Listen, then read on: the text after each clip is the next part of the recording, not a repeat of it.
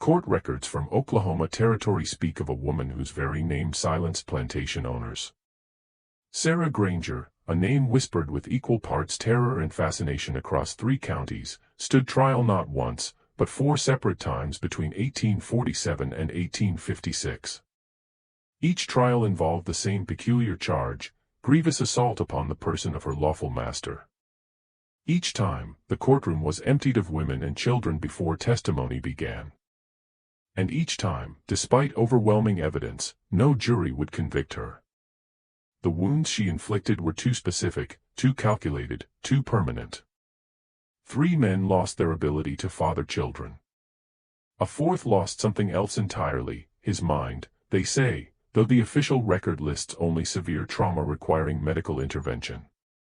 The authorities knew what she'd done. The community knew. But something about Sarah Granger's case made even hardened frontier judges look away. What could drive a legal system built on absolute control to repeatedly release its most dangerous captive? Before we continue with the story of Sarah Granger, I need you to do something. Subscribe to this channel and hit that notification bell, because stories like this, the ones they tried to bury in forgotten court archives, don't surface often. And leave a comment telling me what state or city you're watching from. I want to know where these stories are reaching. Now, let's discover what made Sarah Granger so dangerous that even her owners feared putting her name in writing. The question of what made Sarah Granger couldn't be answered by her appearance alone. Though those who saw her never forgot, she stood just over 5 feet tall with hands that seemed too delicate for the cotton fields where she'd spent most of her 32 years. Her face bore a single distinctive mark, a thin scar running from her left temple to her jawline, courtesy of an overseer's whip when she was 14. But it was her eyes that unsettled people. They didn't carry the downcast submission expected of someone in her position. They measured. They calculated. They remembered everything. Sarah had been born in 1824 on a tobacco plantation in northern Alabama, the daughter of a woman whose name was never recorded in any ledger. Her first master, Edmund Hartwell, had been what the community considered reasonable. He fed his workers adequately, punished only when drunk, and occasionally allowed marriages among his property. Sarah learned to read by watching Hartwell's daughter practice her letters, memorizing the shapes through a crack in the schoolroom wall. This education, illegal and dangerous, would later prove essential to her survival. When Hartwell died in 1842, his estate was liquidated to pay gambling debts. Sarah was 18, strong, and literate, qualities that made her valuable. She was sold to a cotton trader named James Wickham for $850, a price that reflected both her physical capability and what Wickham called her refined bearing. The sale separated her from her mother, her 2 younger brothers, and the only home she'd known. The journey west to Oklahoma Territory took 6 weeks, chained in a wagon with 11 others, watching the landscape change from green hills to endless prairie. Oklahoma Territory in 1842 was a contradictory place, officially Indian Territory, yet increasingly populated by white settlers who brought their peculiar institutions with them. The land itself seemed caught between identities. Creek and Cherokee nations coexisted uneasily with Presbyterian missionaries, federal troops, and plantation owners fleeing depleted soil in older states. Towns like Toloka and Fort Gibson served as administrative centers where territorial law, tribal sovereignty, and federal jurisdiction collided in unpredictable ways. Wickham's holdings lay 15 miles south of Fort Gibson in what's now Muskogee County, 300 acres of cotton, corn, and tobacco, worked by 42 men, women, and children living in a row of 7 cabins behind the main house. The overseer, a thick-necked Georgian named Walter Pruitt, ran the fields with methodical brutality. 20 lashes for talking during work, 30 for leaving the fields without permission, 50 for striking back. The punishment was administered publicly every Saturday after sundown, the assembled workers forced to watch while Pruitt demonstrated the consequences of disobedience. Sarah spent her first 3 months keeping her head down and her literacy hidden. She picked cotton with mechanical efficiency, never the fastest, but never the slowest. She learned which workers could be trusted and which would trade information for extra rations. She learned that Wickham visited the cabins on Tuesday nights when his wife traveled to Fort Gibson to visit her sister. She learned that Pruitt preferred the younger women, the ones who hadn't yet developed the hollow-eyed resignation that came with years of such attention. She also learned that Wickham's wife, Charlotte, knew everything that happened on the plantation, but had long since stopped caring. Charlotte Wickham had been a Charleston belle once, daughter of a shipping magnate, educated in French and piano. Now she was 34, childless, and sustained by laudanum and the pretense that her husband's nocturnal wanderings were merely inspections of the property. She spent her days in the parlor playing the same Chopin nocturne over and over until the notes seemed to bleed into the walls. The first incident occurred on a Tuesday in late November 1842, 5 months after Sarah's arrival. Wickham appeared at her cabin door just after 10 o'clock, when most of the exhausted workers had collapsed into sleep. He carried no lamp. He knew the path too well. Sarah was awake, had been awake because Tuesday nights had a particular quality of silence. The other women in the cabin didn't move when Wickham entered. Didn't acknowledge his presence. This was the unspoken rule: you pretended not to see, not to hear, not to know. Wickham stood over Sarah's pallet for a long moment. She could smell the whiskey on him mixed with tobacco and the pomade he used on his hair. When he reached down and touched her shoulder, she didn't flinch. She simply said in a voice barely above a whisper, "I'll kill you if you touch me again." He laughed. The sound was soft, almost fond, as if she'd told a clever joke. His hand moved from her shoulder to her throat, not squeezing, just resting there, a reminder of the power differential, the absolute nature of his ownership. What happened next took perhaps 3 seconds, though witnesses later struggled to describe the sequence of events. Sarah's hand, which had been hidden beneath her thin blanket, emerged holding something metallic. There was a brief violent motion. Wickham made a sound, not quite a scream, more like all the air leaving his lungs at once, and staggered backward, colliding with the cabin wall. Blood soaked through his trousers with shocking speed. Sarah stood and walked past him out into the November night, still holding the cotton knife she'd stolen from the gin house 2 weeks earlier. She walked directly to the main house, climbed the steps to the porch, and knocked on the door with the calm precision of someone delivering an expected message.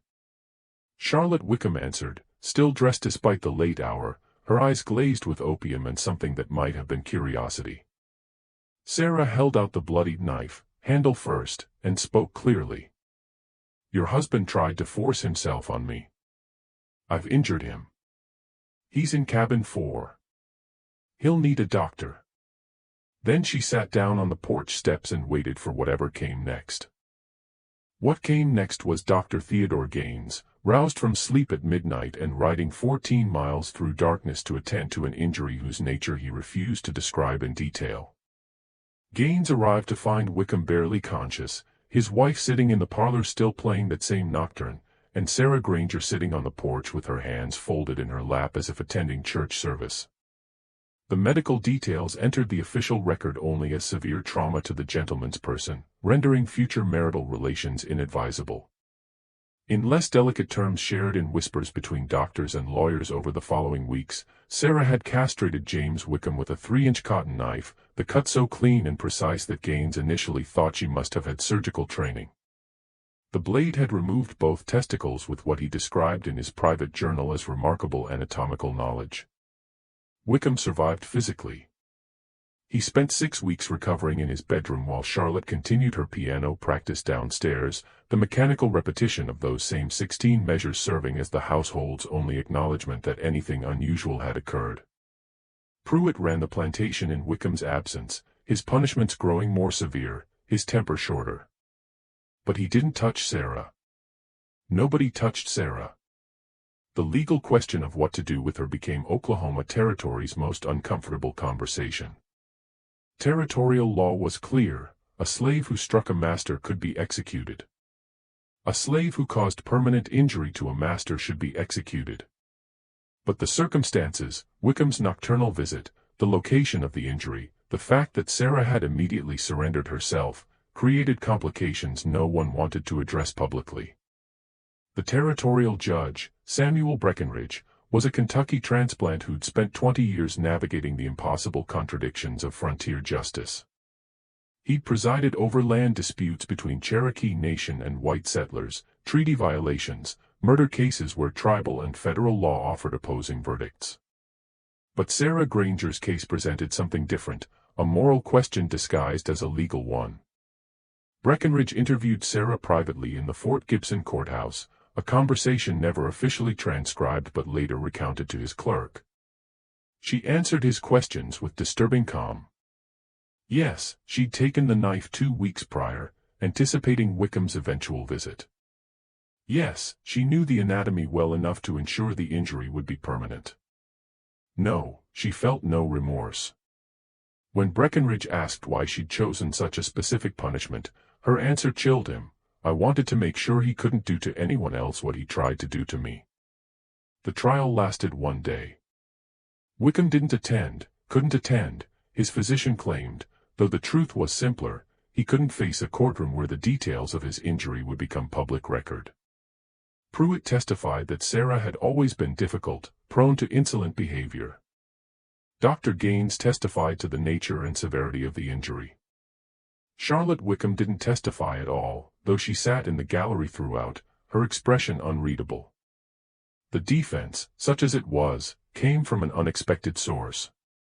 A Creek tribal delegate named William Harjo stood and argued that under tribal law, which technically still applied to crimes committed in Indian Territory, Sarah's actions constituted self-defense against sexual assault. His presence was irregular, possibly illegal, and definitely unprecedented. But Breckinridge allowed him to speak. The jury of 12 white men deliberated for 7 hours. They returned a verdict of not guilty. The courtroom erupted. Territorial prosecutors demanded a retrial. Plantation owners from 3 counties sent letters of outrage. A Baptist minister published a sermon in the Fort Gibson Gazette warning that acquitting Sarah would encourage rebellion and chaos among the servile population. But Breckinridge stood by the verdict, and Sarah returned to Wickham's plantation, where she was immediately sold. Her new owner was Marcus Sheffield, a widower who operated a smaller farm 30 miles west. The sale price was $600, $250 less than Wickham had paid, reflecting what Sheffield called her diminished value due to criminal tendencies. Sheffield had a reputation as a reasonable master, a man who attended Presbyterian services every Sunday and occasionally allowed his workers to earn small wages for extra tasks. Sarah had been on Sheffield's property for 4 months when she cut him, too. The pattern, once established, became impossible to ignore, though many tried desperately to ignore it. Sheffield's injury occurred under circumstances almost identical to Wickham's, a late-night visit to the cabins, an attempted assault, Sarah's swift and anatomically precise response. This time, she used a straight razor she'd stolen from Sheffield's own shaving kit, discovered hidden beneath his bed during her rotation cleaning the main house. Sheffield, unlike Wickham, survived his injuries with somewhat better health. Dr. Gaines, called once again to attend to an undisclosed trauma, noted in his journal that the damage was severe but not entirely catastrophic. Sheffield retained some function, though he would never father the children he'd been discussing with potential second wives just weeks before the incident. The second trial drew a larger crowd. People traveled from as far as Toloka to watch, sensing that Sarah Granger's case had become something more than a legal proceeding. It was a referendum on questions the territory didn't want to ask itself: how much violence was justified in self-defense? Could property defend itself against its owner? What happened when the law's absolute positions encountered situations that defied absolute answers? This time, Sarah testified. Breckinridge allowed it over the prosecutor's furious objections, and for 2 hours she described her life with a clarity that made several jurors visibly uncomfortable. She spoke of being sold away from her mother at 18. She described Wickham's pattern of Tuesday night visits, the way the other women in the cabin had learned to become invisible, to pretend sleep so complete they might as well have been dead. She explained with unsettling calm that after Wickham, she'd assumed, incorrectly, it turned out, that her reputation would protect her from future assaults.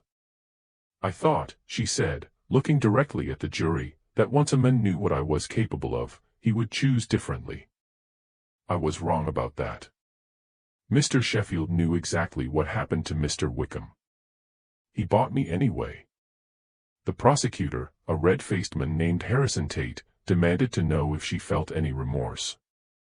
Sarah's answer would be quoted in newspapers as far east as Richmond. "I regret that it was necessary. I don't regret defending myself." The second jury deliberated for 11 hours. They returned the same verdict, not guilty. Sheffield sold her immediately, this time for $420. The declining price reflected what everyone in Oklahoma Territory now knew: buying Sarah Granger meant accepting certain risks.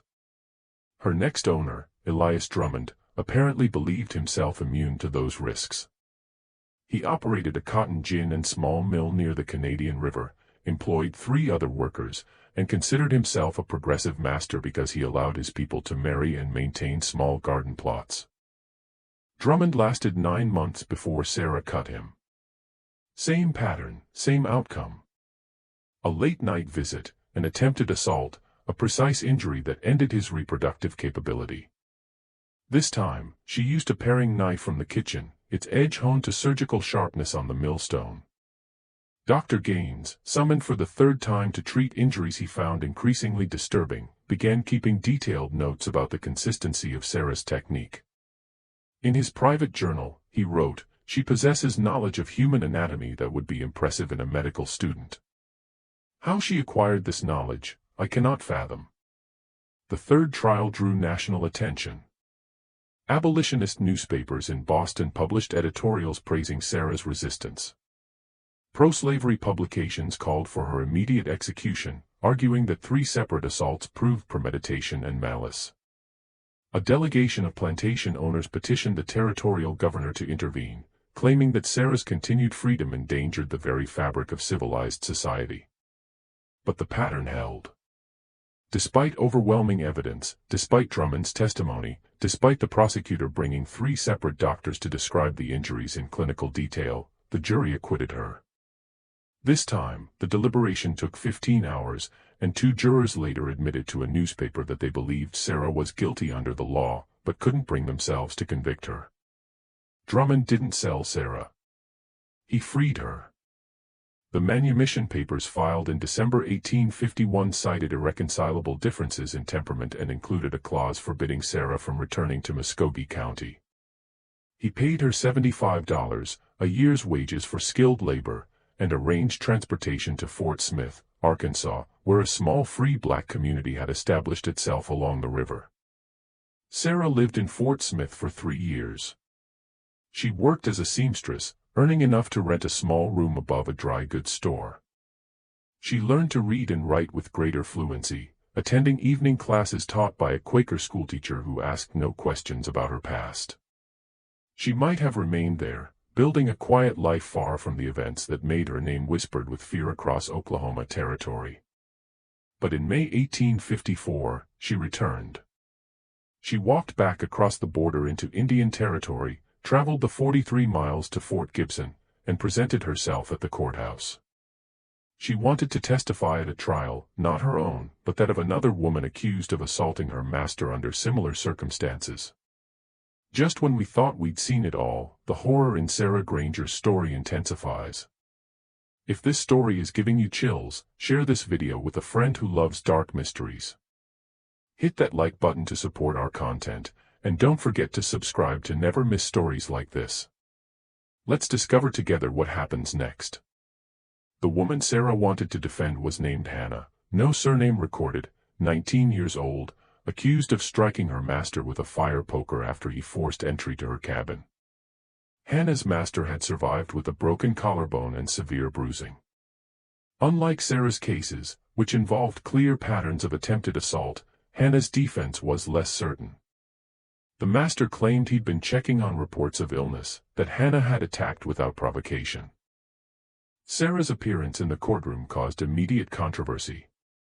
Judge Breckenridge, now 63 and increasingly weary of Oklahoma Territory's impossible contradictions, initially refused to allow her testimony.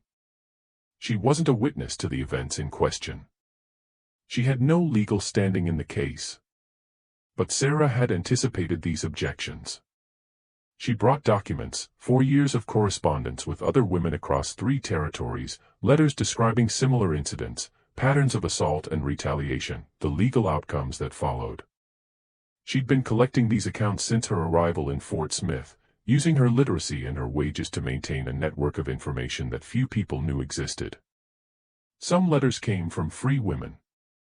Many came from those still enslaved, smuggled out through networks Sarah had cultivated with quiet persistence. Breckinridge reviewed the correspondence in his chambers. What he read disturbed him deeply enough that he made an unprecedented decision. He would allow Sarah to testify, not as a fact witness, but as what he called an expert in matters of self-defense against sexual assault. The prosecution objected violently. The Territorial Attorney General threatened to file a complaint against Breckinridge with the federal judiciary. The judge didn't care anymore. He was dying, everyone knew it, though the official diagnosis wouldn't come for another year, and he'd spent 2 decades watching the legal system bend itself into impossible shapes to avoid asking the questions that mattered most. Sarah testified for 3 days. She described the pattern she'd documented, the time of night assaults typically occurred, the excuses masters gave for visiting the cabins, the way communities of enslaved people developed warning systems and protective strategies. She explained the anatomy of self-defense, why certain injuries were more effective deterrents than others, how precision mattered when physical strength was unequal. The prosecutor, the same Harrison Tate who'd failed to convict Sarah 3 times, tried repeatedly to get her to admit premeditation, to acknowledge that she'd planned these attacks in advance. Each time, Sarah gave the same answer: I prepared for the possibility of needing to defend myself. That's not the same as planning to attack someone. Hannah was acquitted. The verdict came after 19 hours of deliberation. The jury deadlocked multiple times before finally agreeing. The foreman later told a newspaper that Sarah's testimony had been the deciding factor, not because it proved Hannah's innocence, but because it made them understand things we preferred not to think about. Sarah's return to Oklahoma Territory triggered something unexpected. Other women began seeking her out. They came at night in secret, sometimes traveling 20 or 30 miles to speak with her. They brought questions about protecting themselves, about the legal consequences of resistance, about whether Breckinridge's courtroom represented a real change or merely a temporary aberration. Sarah answered their questions with the same calm precision she brought to everything. She taught them anatomy, not from books, which she couldn't safely carry, but from memory and diagrams she drew in dirt or ash. She explained which injuries were most effective, which left the least room for retaliation, which could be defended in court as proportionate response to assault.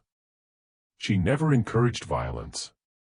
She simply provided information, then let each woman decide for herself what to do with that knowledge. The plantation owners noticed. Of course they noticed. Between 1854 and 1856, 9 separate incidents occurred across Oklahoma and Arkansas territories, cases where enslaved women injured masters or overseers who'd attempted assault. Not all the injuries were as severe as Sarah's signature technique, but the pattern was unmistakable, precise, calculated, aimed at specific anatomical targets designed to end reproductive capability. A group of 23 plantation owners formed what they called the Territorial Property Protection Committee. They hired a lawyer from Richmond, Virginia, a specialist in what was euphemistically termed civil insurrection law. His name was Cornelius Vance, and he'd successfully prosecuted dozens of cases involving slave rebellions and resistance. He came to Oklahoma Territory with one goal: to find a legal mechanism to charge Sarah Granger with something that would stick. Vance couldn't charge her with the original assaults, she'd been acquitted, and double jeopardy protected her. He couldn't charge her with teaching reading and writing because she was a free woman now, beyond those restrictions. But he found something else: conspiracy to commit mayhem. It was an obscure statute, rarely used, based on English common law from the 1600s.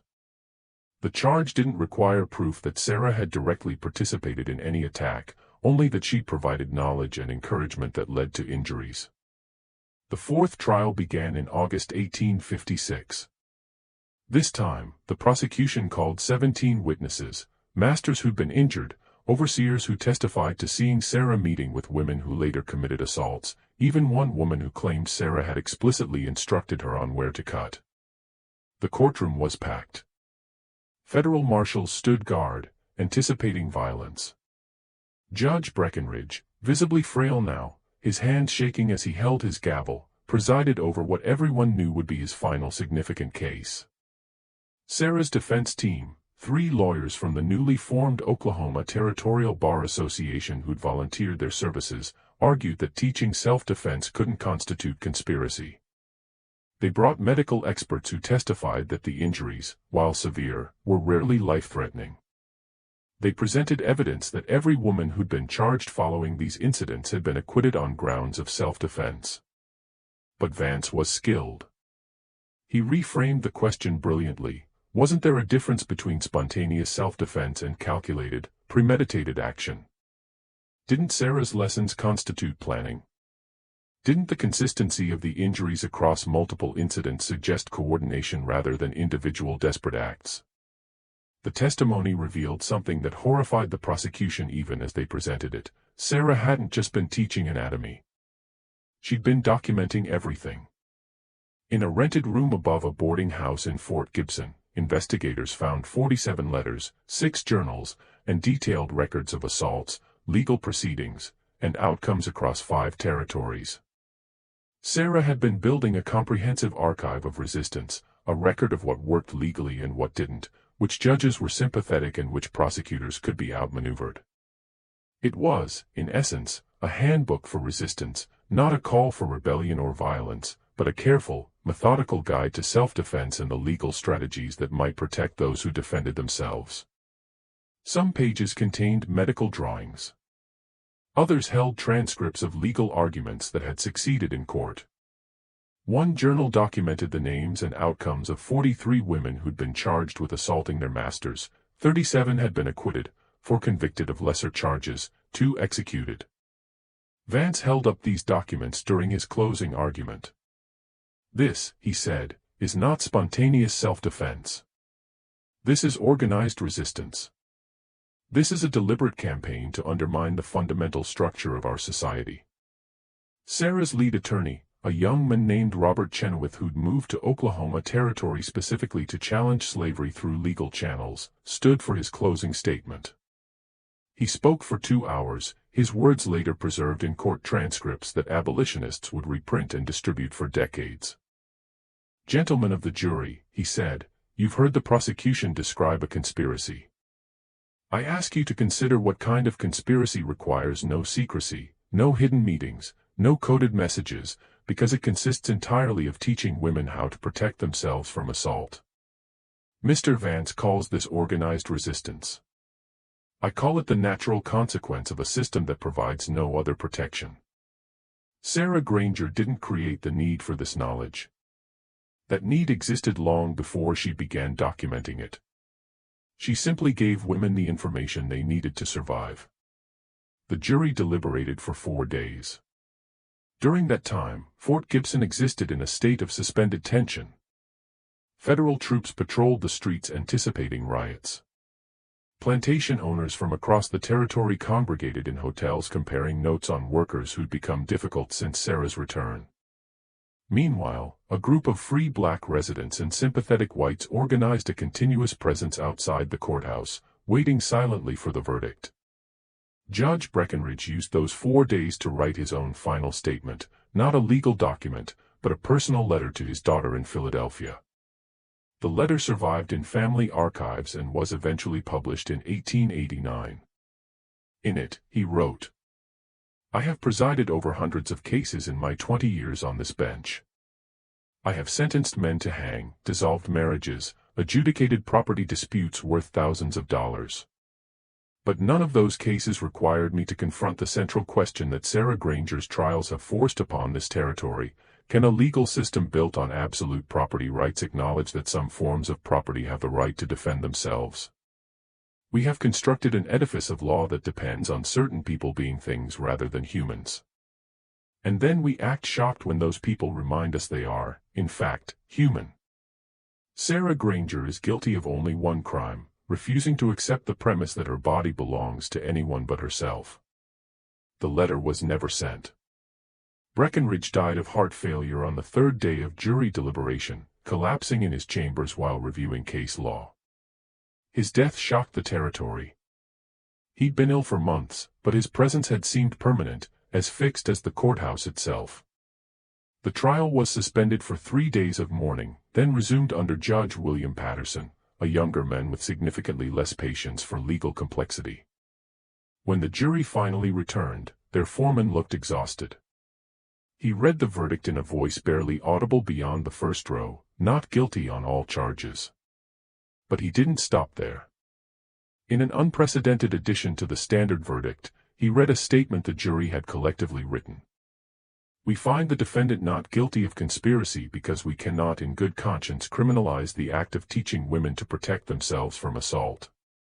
However, we acknowledge the concerns raised by the prosecution regarding the organization and documentation of this knowledge.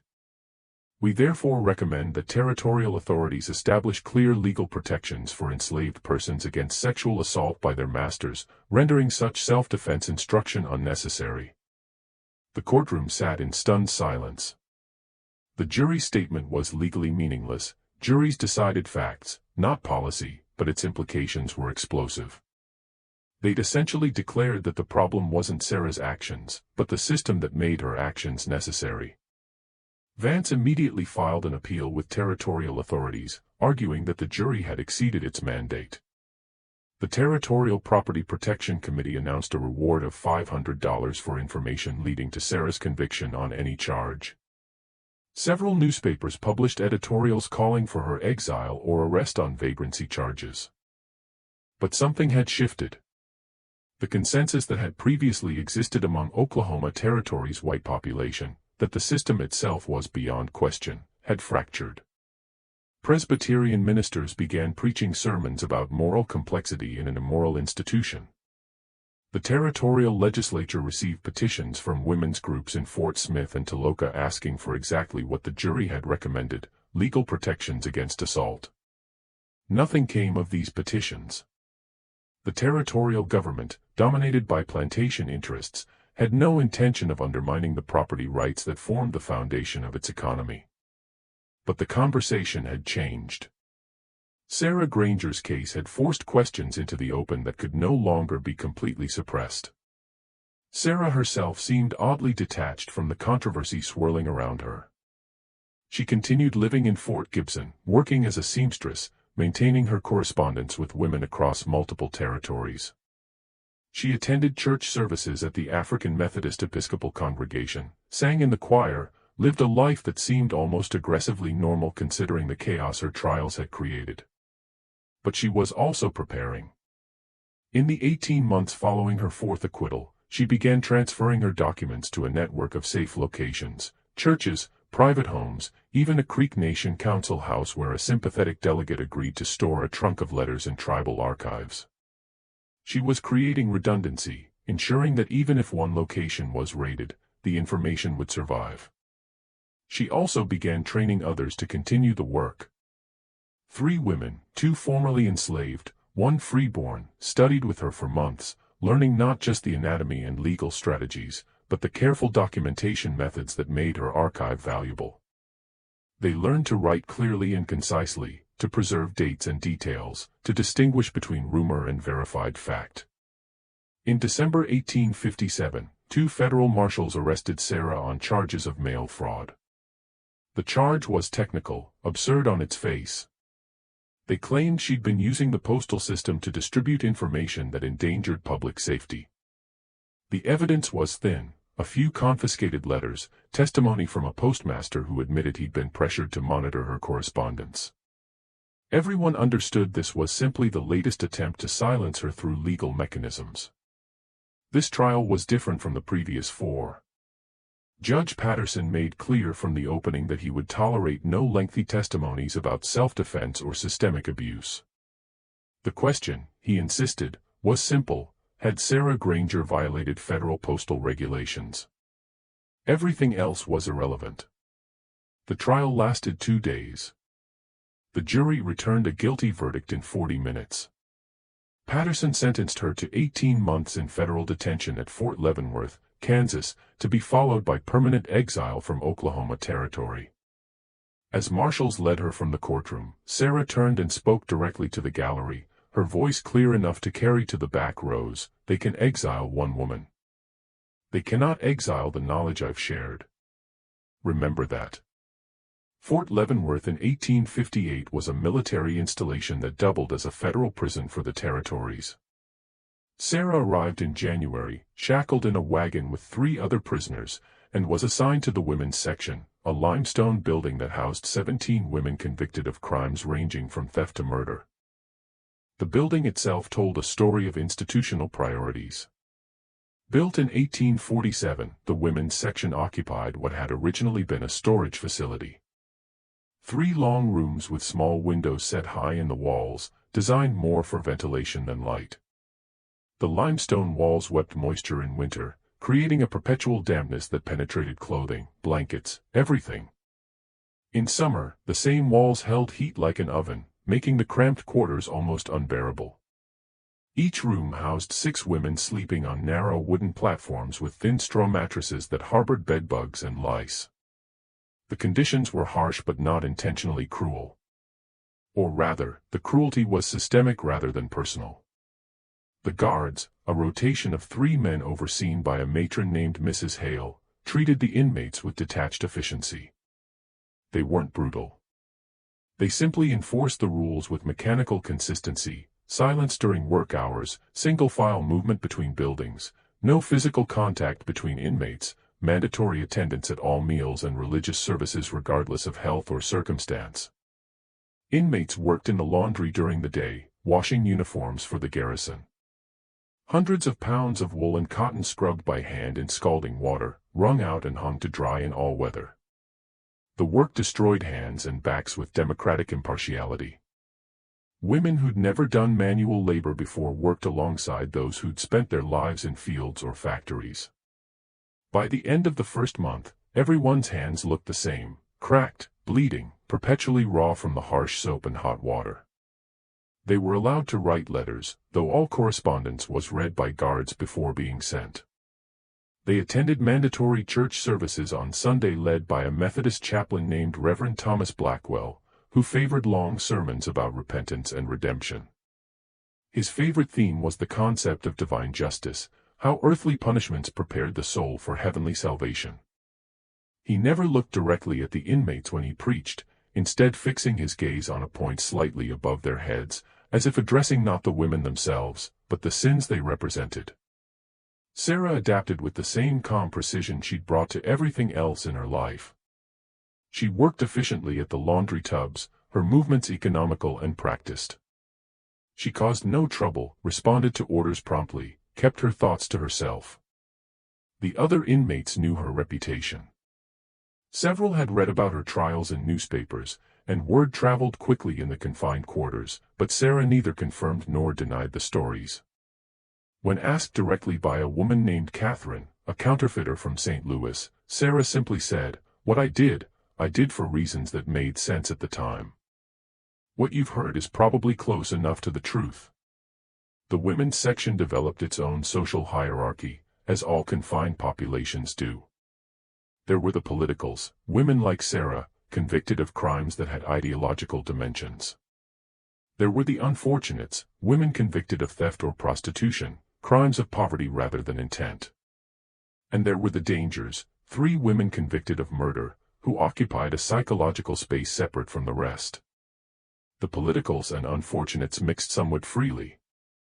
The dangers were avoided when possible, their presence acknowledged only when absolutely necessary. Sarah found herself occupying an unusual position in this hierarchy. Her crimes were violent, which should have placed her among the dangers. But the specificity of her violence, the fact that it had been defensive rather than predatory, gave her a kind of respected distance. Women sought her out for advice, not about violence, but about navigation, how to endure, how to maintain dignity in circumstances designed to strip it away, how to hold on to yourself when the institution wanted you to disappear into your crime. She advised them with the same clarity she'd brought to everything else. To the young women terrified of the years ahead, count days if it helps, or don't count them at all. Find a rhythm that makes time bearable rather than torturous. To the older women exhausted by repeated incarcerations, you know this system better than the guards do. Use that knowledge. Be invisible when it serves you, visible when it protects you. To everyone, write letters. Document everything. The only power we have is the power to be remembered accurately. What the authorities didn't know was that Sarah had anticipated this outcome. Before her final trial, she'd finished transferring all her documents to secure locations and had trained her 3 successors thoroughly enough that they could continue the work without her guidance. The archive she'd built wasn't dependent on her physical presence. It existed now in distributed form across 3 territories, in churches and private homes and tribal archives, copied and recopied by women who understood its value. One of her successors, Elizabeth, had managed to send a letter that reached Sarah in March, smuggled in through a network that involved a sympathetic guard's wife who had abolitionist sympathies. The letter was brief, written in careful code that wouldn't raise suspicion if intercepted. The garden you planted continues to grow. We've harvested seeds and replanted them in new locations. The varieties you cultivated are flourishing in conditions you prepared them for. We tend them carefully and think of you with gratitude. Sarah read the letter 3 times, then burned it in the laundry's coal stove, watching the paper blacken and curl. The information was enough. Her work continued. That knowledge provided a kind of peace she hadn't expected to find within Fort Leavenworth's limestone walls. But imprisonment had provided something Sarah hadn't fully anticipated: time to think, to reflect, to consider whether the path she'd chosen had been worth the cost. In letters to her friends in Fort Gibson, letters the guards read but couldn't quite figure out how to censor since they contained nothing explicitly illegal, she began to articulate a more complex understanding of her own actions. I did what I believed necessary, she wrote to one friend in March 1858. I would do it again given the same circumstances. But I wonder sometimes if I've become so focused on the immediate act of resistance that I've failed to imagine what might come after. Defending ourselves from assault is essential, but what comes next? How do we move from resistance to freedom? How do we build lives that don't require us to become dangerous in order to survive? In another letter written in April, the women here have taught me something unexpected. Many of them committed their crimes out of desperation rather than principle. A woman stole bread because her children were starving.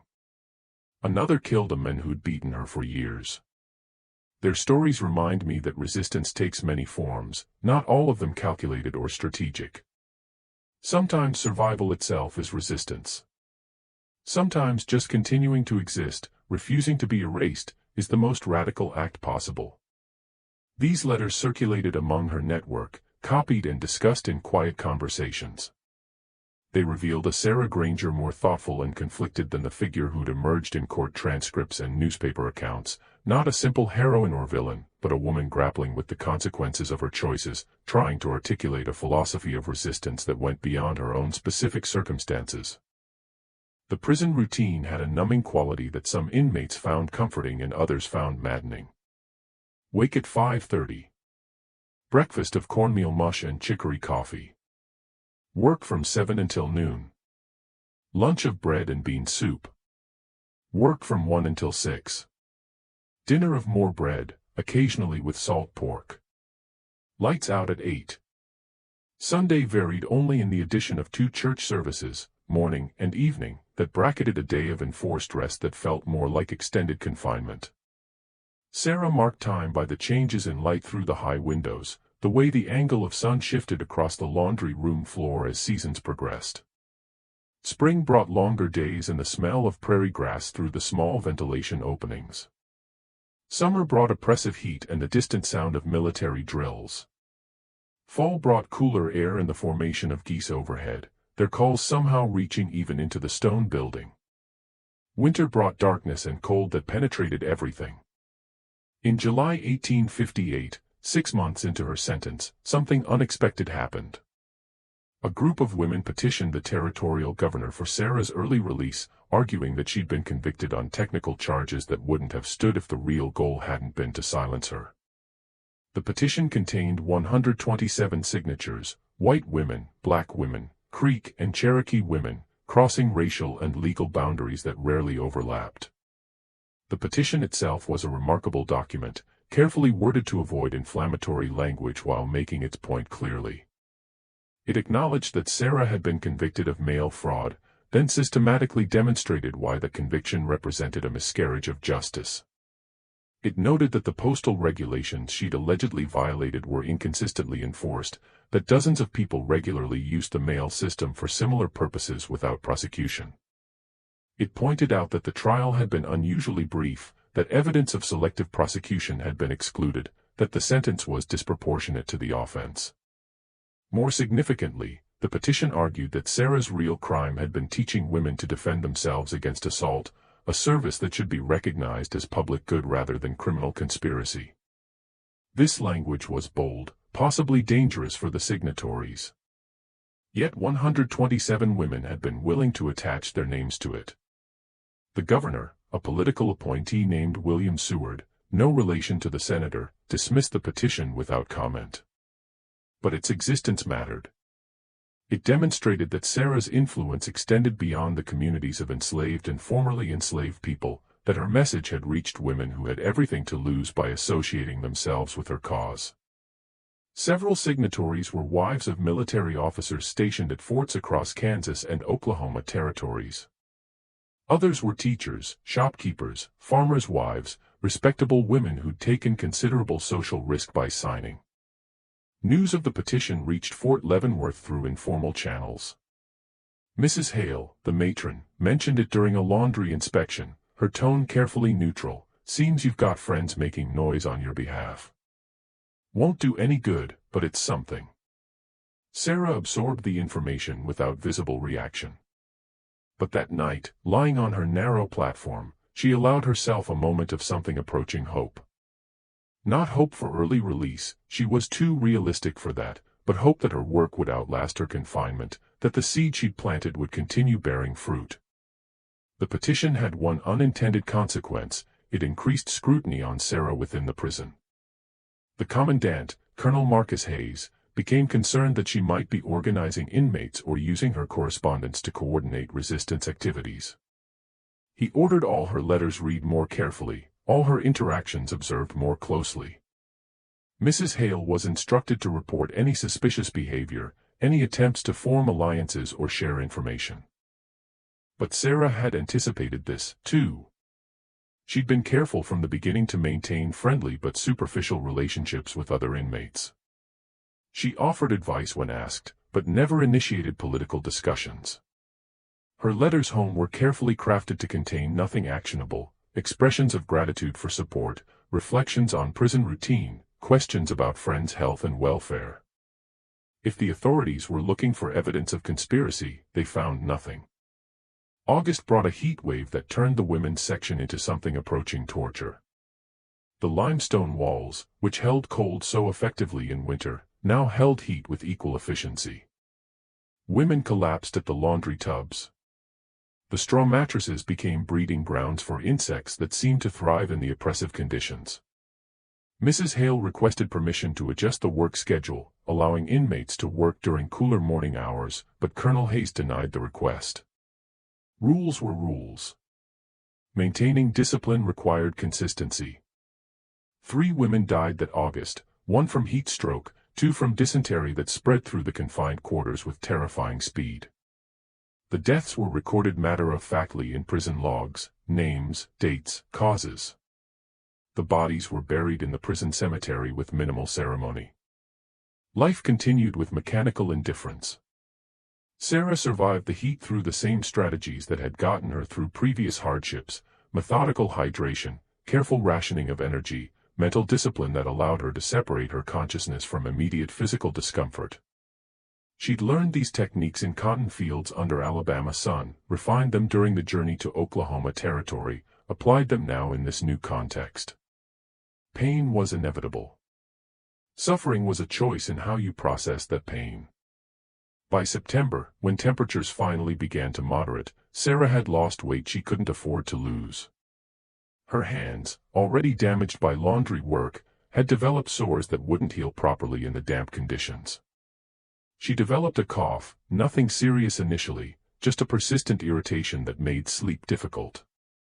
Mrs. Hale noticed, but didn't report it. Minor ailments were common and generally resolved themselves. Drawing attention to every cough or ache would create paperwork nobody wanted. In October, the cough worsened. Sarah began running occasional fevers, nothing dramatic, but persistent. She continued working. Stopping would mean losing privileges, possibly facing punishment for malingering. But her efficiency declined. Tasks that had taken an hour now took 90 minutes. Other inmates noticed and quietly adjusted their own work to compensate, maintaining the expected output so guards wouldn't ask questions. By early November, Sarah could no longer hide the severity of her condition. The cough had become constant, racking spasms that left her gasping. The fever spiked higher, sometimes leaving her confused and disoriented. Mrs. Hale finally reported to the prison doctor, a man named Albert Richardson, who visited the women's section once weekly to address medical issues. Dr. Richardson examined Sarah on November 8. His diagnosis was swift and certain: pneumonia, likely contracted from the combination of dampness, exhausted immune system, and the perpetual chest irritation caused by laundry chemicals. He prescribed bed rest, better nutrition, and transfer to the infirmary, a separate building with better ventilation and heating. Colonel Hayes approved the infirmary transfer but denied the request for improved rations. Budget constraints, he explained.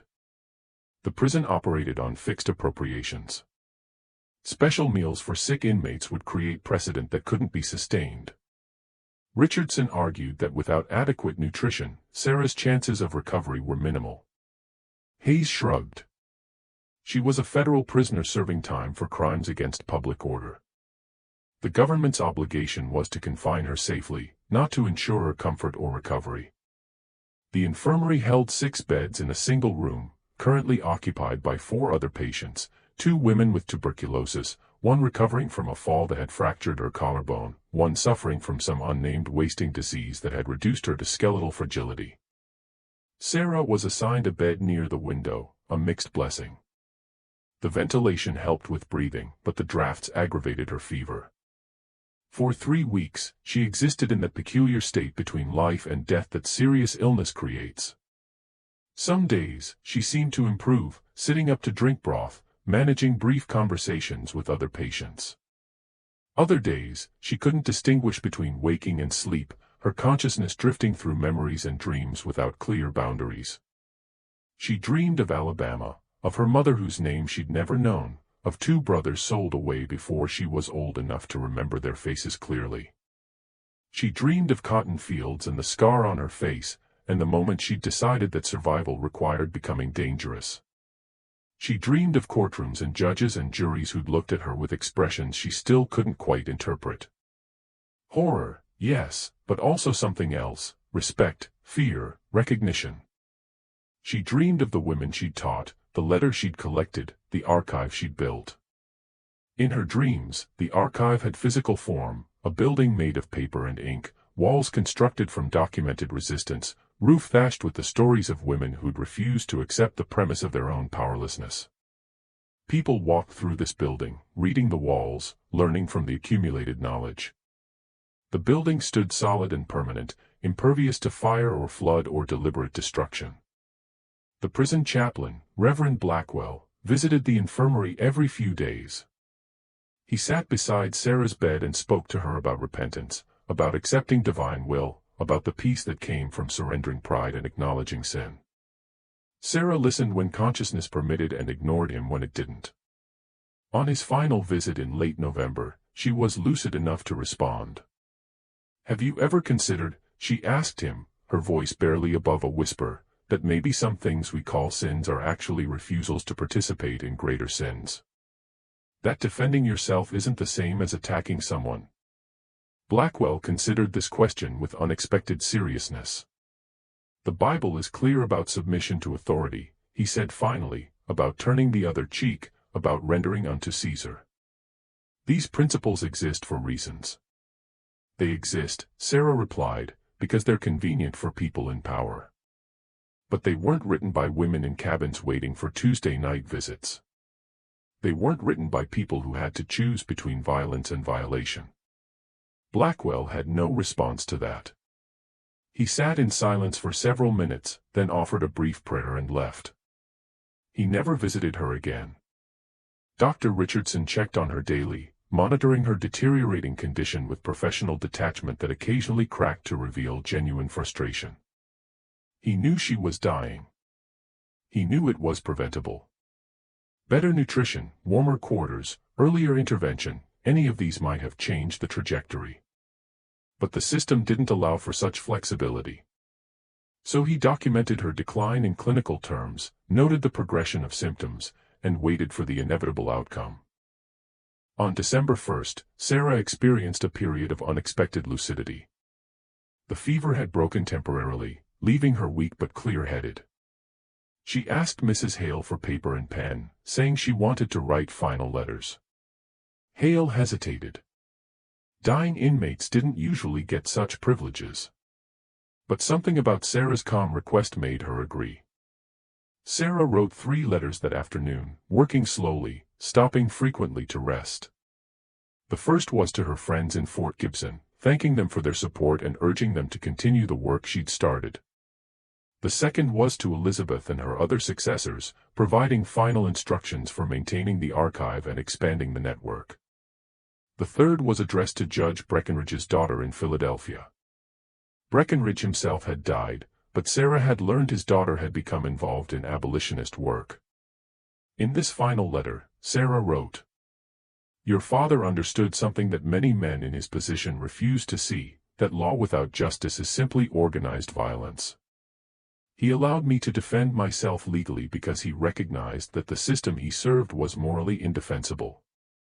I hope you'll continue his work, questioning the premises that others take for granted, insisting that law serve humanity rather than property.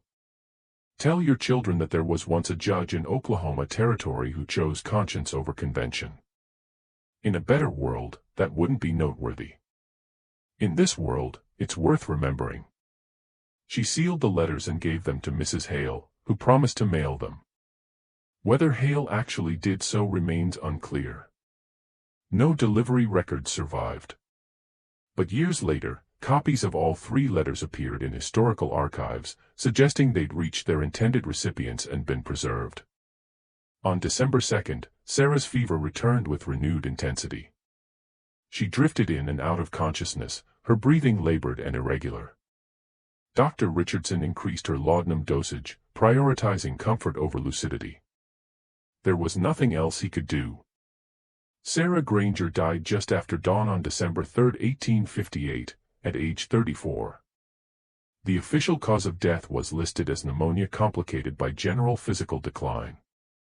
2 other inmates were present, the woman with tuberculosis and Mrs. Hale, who'd stayed through the night despite not being officially on duty. They later reported that Sarah's final words, spoken so quietly they almost missed them, were, "The work continues." She was buried in the prison cemetery that afternoon in an unmarked grave alongside other inmates who died in federal custody. The spot was marked only by a wooden stake with a number painted on it, 1858 to 117, indicating she was the 117th prisoner to die that year. No family attended. Her mother and brothers had been scattered by sales years ago, their locations unknown. Reverend Blackwell read a brief service, the same generic words he used for all prisoner burials, noting in his journal that Sarah had died without repentance for her crimes, but also without bitterness. Mrs. Hale, standing at the edge of the small gathering of guards and inmates required to attend, later wrote in a letter to her sister, "I've seen many women pass through here, and mostly broken in one way or another. Sarah Granger was different. She remained herself until the end. I don't know if that makes her story tragic or triumphant. Perhaps it's both." News of Sarah's death reached Oklahoma Territory 2 weeks later, carried by a military courier who delivered mail to Fort Gibson. The notice appeared in the territorial newspaper as a brief entry in the deaths column: Sarah Granger, convicted of mail fraud, deceased at Fort Leavenworth, December 3. No services planned. The brevity was deliberate, minimizing attention, treating her death as an administrative detail rather than an event of significance. But within certain communities, the news traveled differently. It moved through churches and private homes, carried by word of mouth and copied letters, reaching people who'd known Sarah personally or known of her work. The reactions varied widely, reflecting the complex legacy she'd created. Among plantation owners and territorial authorities, there was quiet relief mixed with lingering unease. The Territorial Property Protection Committee issued no formal statement, but several members expressed satisfaction in private correspondence. Cornelius Vance, the Richmond lawyer who'd finally secured a conviction, wrote to a colleague, "The Granger problem has resolved itself through natural causes. Perhaps now we can return to more settled conditions." But even Vance's letter contained a note of uncertainty, though I wonder if the damage she caused will prove more lasting than we anticipate. He was right to wonder. Among the community Sarah had served and influenced, her death sparked something unexpected, not despair, but renewed determination. The archive she'd built became, in her absence, more valuable and more carefully protected. Her 3 trained successors intensified their documentation efforts, seeing themselves as custodians of a legacy that demanded continuation. Elizabeth, whose full name history never recorded, wrote in her journal 3 days after learning of Sarah's death. She taught us that knowledge is the only power we truly possess. They could imprison her body, silence her voice, but they could not erase what she documented. That work continues, will continue, must continue until the need for such knowledge no longer exists. We owe her this, to be as meticulous, as strategic, as unflinching as she was in building something that outlasts any single person. The network Sarah had established proved remarkably resilient.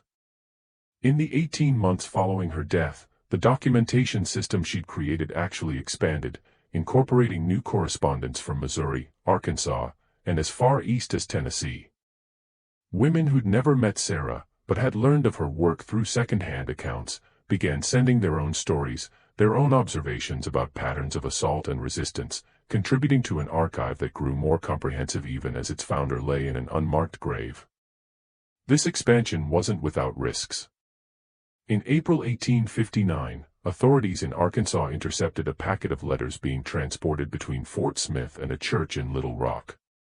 The letters contained detailed accounts of assaults by plantation owners and documentation of legal proceedings that had followed.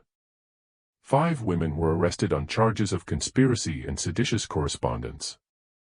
Their trial attracted significant attention, with prosecutors explicitly linking their actions to Sarah Granger's earlier work. But the trial also backfired in ways prosecutors hadn't anticipated. Defense attorneys used the opportunity to enter the full contents of the intercepted letters into the court record, making public the patterns of assault and inadequate legal protection that Sarah had documented. Newspapers covering the trial for its sensational elements found themselves publishing accounts that raised uncomfortable questions about the system itself. The 5 women were convicted. The evidence was too clear to allow acquittal, but received surprisingly light sentences, 6 months in county jail rather than federal prison, with time counted from their arrest date. The judge, in his sentencing statement, noted that while conspiracy charges were technically appropriate, the circumstances giving rise to these actions deserve consideration from lawmakers who might address the underlying conditions rather than merely punishing those who document them. It wasn't reform, but it was acknowledgement. Sarah's work had forced certain conversations into public space where they couldn't be completely suppressed. The archive Sarah built outlasted her by decades. Her documents, scattered across multiple territories in the late 1850s, were gradually consolidated in the 1870s and 1880s as formerly enslaved people gained the ability to preserve their own histories.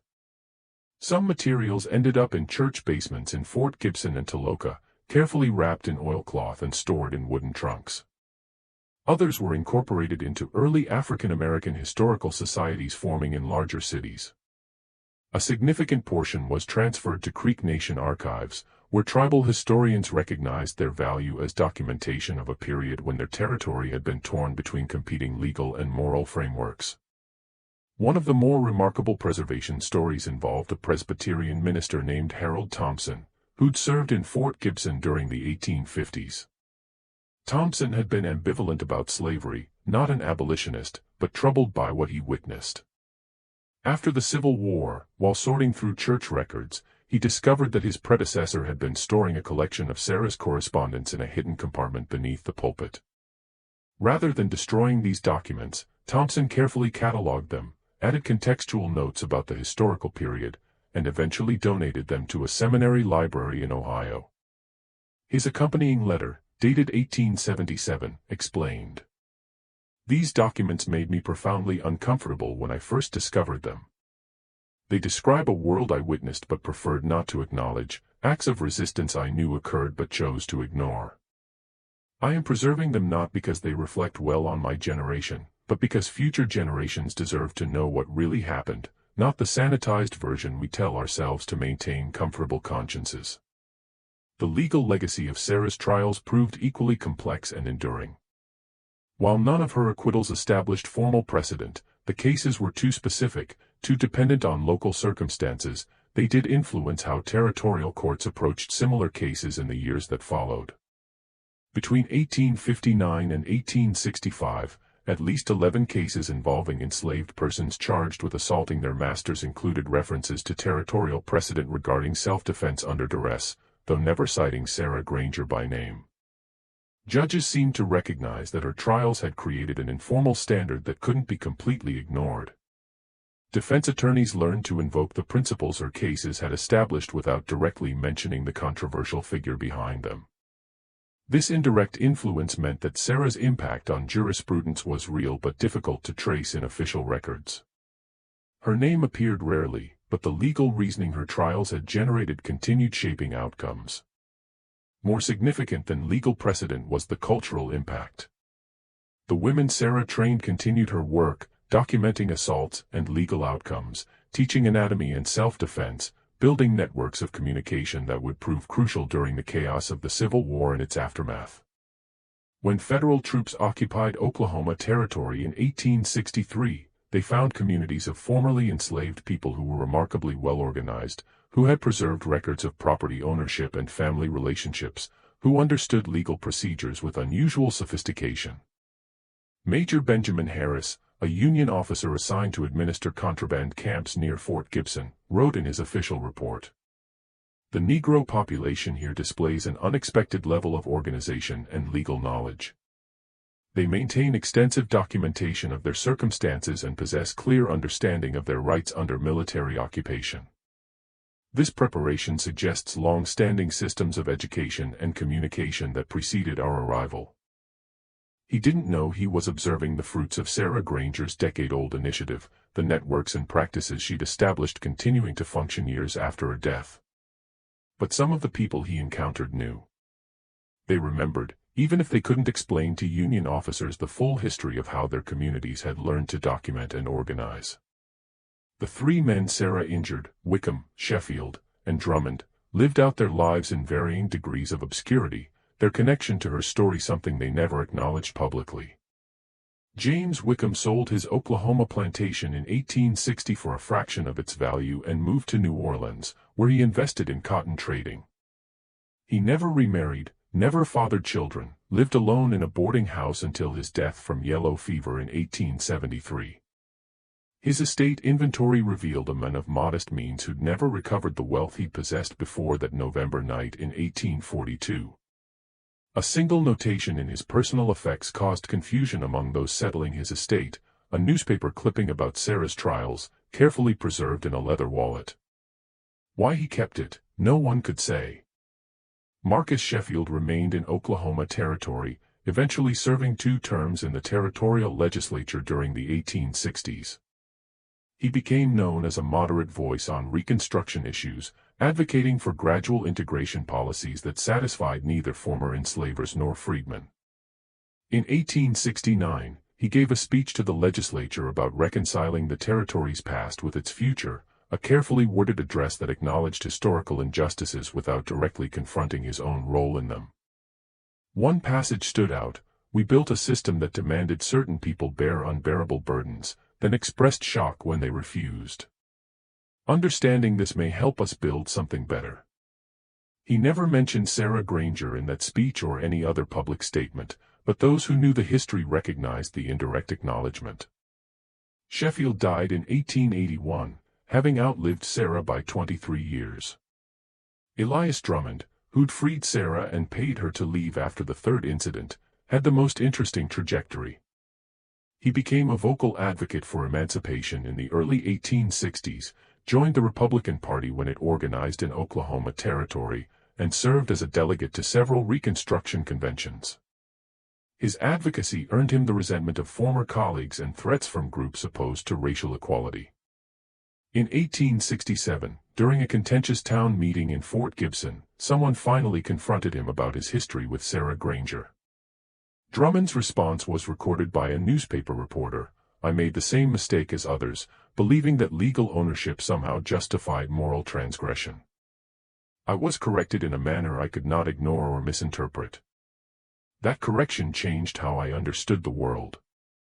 If my current advocacy surprises you, perhaps you should consider what your own correction might look like." Whether this represented genuine moral evolution or simply a pragmatic recognition of changing political circumstances remains debatable. But Drummond's late-life advocacy did achieve some concrete results, including support for African American educational institutions and legal aid societies in Oklahoma Territory. He died in 1889, having contributed significantly to institutions that would have been impossible under the system he'd once participated in.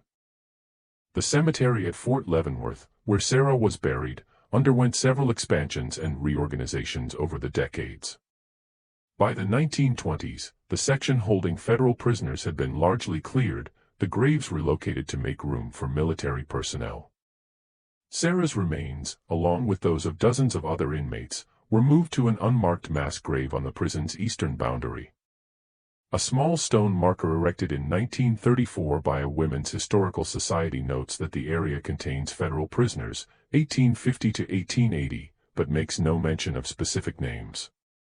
The marker's inscription reads simply, "Here rest those whose lives ended in federal custody. May their stories not be forgotten." It's a generic memorial, applicable to everyone and specific to no one, precisely the kind of erasure that Sarah had worked against throughout her life. In 1891, 33 years after Sarah's death, a researcher named Margaret Hutchinson discovered a trunk of her letters in a Presbyterian church in Toloka. Hutchinson was writing a comprehensive history of Oklahoma Territory for a national publication and had been interviewing elderly residents about their memories of the pre-Civil War period. Several women mentioned Sarah Granger, describing her in terms that initially made Hutchinson skeptical. The story seemed too dramatic, too perfectly aligned with abolitionist mythology to be entirely factual. But the letters and journals proved the story's essential accuracy. Hutchinson spent 6 months authenticating the documents, cross-referencing them with court records, newspaper accounts, and military records from Fort Leavenworth. What she found was remarkable. Sarah's documentation had been meticulously accurate. Dates matched, names corresponded to census records, legal proceedings aligned with court archives. The woman had been, among other things, a careful historian. Hutchinson published her findings in a lengthy 1893 article titled, "A Peculiar Case of Resistance: The Life and Legal Trials of Sarah Granger." The article appeared in a respected historical journal and caused a minor sensation in academic circles. Hutchinson's analysis was careful and measured, avoiding both hagiography and condemnation, instead presenting Sarah as a complex figure whose actions raised uncomfortable questions about law, morality, and resistance. The article was largely ignored by mainstream historians who were, at that time, constructing narratives of the antebellum period that downplayed both the violence of slavery and the extent of resistance to it. The lost cause mythology was gaining strength, and stories like Sarah's didn't fit the preferred framework of benevolent masters and contented workers disrupted only by outside agitators. But in other circles, particularly among African American historians and women's rights activists, Hutchinson's article became influential. It was reprinted in several reform publications, excerpted in speeches, cited in emerging scholarship about resistance and agency under slavery. Sarah Granger's name began appearing in histories where it had previously been absent, though her story remained controversial, divisive, uncomfortable. By the early 1900s, Sarah's archive had been largely dispersed again. Some materials were lost in fires that destroyed churches and community centers. Others were deliberately hidden when political winds shifted and documentation of resistance became dangerous to possess. A few collections survived in private hands, passed down through families who understood their value even if they couldn't safely make them public. The Oklahoma Territory that Sarah had known transformed beyond recognition. Statehood came in 1907, bringing new laws and new tensions. The community she'd served evolved, adapted, sometimes thrived and sometimes struggled under changing circumstances. But certain practices she'd established, the emphasis on documentation, the networks of communication, the understanding that knowledge preservation was itself an act of resistance, these endured in modified forms. The women whose names appeared in Sarah's correspondence mostly died without their stories being recorded beyond what she documented. They lived, resisted when possible, survived when resistance wasn't possible, and eventually passed from living memory into the fragmented historical record. Their individual stories were lost, but the patterns Sarah had identified and documented remained visible to those who knew where to look. The three men Sarah injured, Wickham, Sheffield, and Drummond, took their full stories to their graves. Whatever guilt, resentment, or understanding they developed about that period of their lives remained private, shared only in ways that left no permanent record. Their descendants, if they knew the family history, chose not to preserve it. Some silences are deliberate. The legal principles Sarah's trials had established, such as they were, proved fragile. Subsequent courts sometimes referenced the precedents, sometimes ignored them entirely, depending on political climate and judicial temperament. The questions her cases had forced into public discourse, about property rights versus human rights, about self-defense under oppression, about the moral limits of legal authority, these questions didn't disappear, but neither were they resolved. They simply continued, unanswered and unanswerable within the frameworks that had generated them. What Sarah Granger understood, and what made her dangerous to the system she challenged, was something deceptively simple, that resistance required documentation to be effective. Acts of defiance meant little if they weren't recorded, analyzed, shared with others who might learn from them. She transformed individual moments of self-defense into a documented pattern, personal tragedies into evidence of systematic abuse, isolated incidents into proof of widespread practice. This transformation, from individual experience to collective knowledge, represented a threat more profound than any single act of violence. A woman who defended herself was a problem. A woman who taught others to defend themselves was a crisis. But a woman who documented the patterns, preserved the evidence, and built systems for sharing that knowledge across time and distance, that was revolutionary. The system responded the only way it knew how, through legal mechanisms designed to silence without martyring, to punish without creating symbols, to eliminate the threat while maintaining the appearance of justice. They convicted her on technical charges, imprisoned her far from her network, and waited for disease to accomplish what courts hadn't been able to achieve through execution. But Sarah had anticipated even this. The archive existed independent of her. The knowledge had been shared too widely to be completely suppressed. The practices she'd established had become habits for enough people that they continued automatically, requiring no central coordination. She'd built something that could function without her. And it did. In the end, Sarah Granger's story is about the stubborn persistence of knowledge, the way information refuses to stay buried when enough people value its preservation. It's about the courage required not just to resist, but to document that resistance, knowing that documentation itself could be used as evidence against you. It's about the complex relationship between violence and self-defense, between legal structures and moral imperatives, between individual survival and collective action. The questions her life and death raised about justice, resistance, and the price of dignity remained unresolved when she died in 1858, and remained unresolved for generations after. Perhaps some questions aren't meant to be resolved, only to be asked repeatedly, each generation answering for itself within the circumstances it faces. Sarah Granger died in an unmarked grave at age 34. Her body disposed of with bureaucratic efficiency, her name deliberately excluded from memorials. But the work she'd done, the knowledge she'd preserved, the networks she'd built, these survived her by decades, transformed and adapted to new circumstances, but recognizable to anyone who understood what they were looking at. History is filled with people who fought battles we benefit from without having fought ourselves. Some we remember with monuments and holidays. Others leave barely a trace in official records, known only through scattered documents and second-hand accounts. Sarah Granger fell into the second category, too controversial to celebrate, too significant to completely erase, existing in that uncomfortable space where history acknowledges events without quite knowing how to judge them. What do you think of this story? Do you believe Sarah Granger's actions were justified given her circumstances? How should we understand resistance that uses violence in self-defense? Leave your comment below. If you enjoyed this historical mystery, this exploration of a life that challenged the legal and moral foundations of its time, subscribe to this channel, hit the notification bell, and share with someone who appreciates complex, difficult histories. The past is never as simple as we'd like it to be. And sometimes the most important stories are the ones that refuse easy moral conclusions. See you in the next video.